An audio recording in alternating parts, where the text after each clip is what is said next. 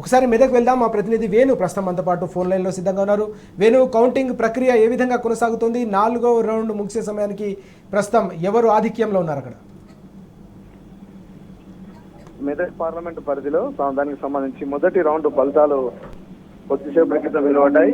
ఇందులో BRS party 1500 ఓట్ల పైతో ఆధిక్యం ఉంది. ఇప్పటి వరకు మెదక్ పార్లమెంట్ పరిధిలోని 7 నియోజకవర్గాలకు సంబంధించిన తొలి రౌండ్ ఫలితాలు అన్ని కలిపి మొదటి రౌండ్ లో బీఆర్ఎస్ పార్టీ అభ్యర్థి వెంకటరామరెడ్డి 1542 ఓట్ల ఆధిక్యం ఉంటూ చెప్పడం జరిగింది. ముఖ్యంగా చూసుకుంటే దీనికి సంబంధించి బీజేపీ పార్టీకి సంబంధించిన అభ్యర్థికి 19,477, బీజేపీ అదేవిధంగా బీఆర్ఎస్ పార్టీ అభ్యర్థికి సంబంధించి 22,296 ఓట్లు రావడం జరిగింది. మొత్తంగా మొదటి రౌండ్ మెదక్ పార్లమెంట్ పరిధిలోని 7 అవతరణ నియోజకవర్గాలు కలిపి మొదటి రౌండ్ పూర్తయ్యేసరికి బీజేపీ మీద బీఆర్ఎస్ పార్టీ అభ్యర్థి వెంకటరామరెడ్డి 1552 ఓట్ల మెజారిటీతో ఉన్నాడు. మనకు ప్రస్తుతం అందుతున్న సమాచారం ప్రకారం రెండో రౌండ్ లో కూడా బీఆర్ఎస్ పార్టీ తెలుస్తుంది. మరికొద్ది సేపట్లో దీనికి సంబంధించిన వివరాలు పూర్తి స్థాయిలో రాబోతున్నాయి.